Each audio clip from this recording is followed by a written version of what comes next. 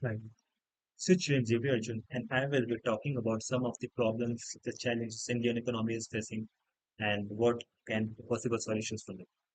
India dreams of becoming a $5 trillion economy, but crumbling road, power cuts, and clogged ports are holding it back. Infrastructure deficits are not just inconveniences, they are economic shackles. Today, we will explore this challenge, propose practical solutions, and discuss the obstacles that lie ahead. So, what is the problem?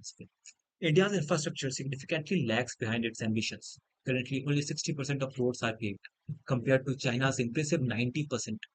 Frequent power shortages disrupt factory operations, resulting in an annual economic loss of around 4% of GDP. Additionally, Indian ports handle only half the cargo that Chinese ports manage, creating bottlenecks that hinder economic growth. According to World Bank, India ranks 63rd in logistics efficiency, a mediocre position for a nation aspiring to be global power. Historically, the colonial railway system was designed for resource extraction rather than connectivity. Following independence, infrastructure investment remains stagnant. Although the 2000 witnessed a highway boom, funding eventually dried up, and public spending on infrastructure remains at 7% of GDP, only half of China's investment level. Urban sprawl and climate shocks, such as devastating floods, continue to exacerbate the situation, leaving rural areas especially disconnected and undeserved. Now, what can be the measures for them? To address these challenges, the first step is to revitalize public-private partnerships, also known as PPPs. This would involve reviving stalled infrastructure projects with an investment of $100 billion in roads and railways by the year 2027, aiming for full operational capacity by 2030. Secondly, there is an urgent need to invest in renewable energy. By building 50 gigawatts of solar and wind capacity starting in 2026, we can significantly reduce power outages by 2032. Thirdly, modernizing major ports is essential. Upgrading 10 key ports by 2030 one will enhance trade capacity and streamline logistics.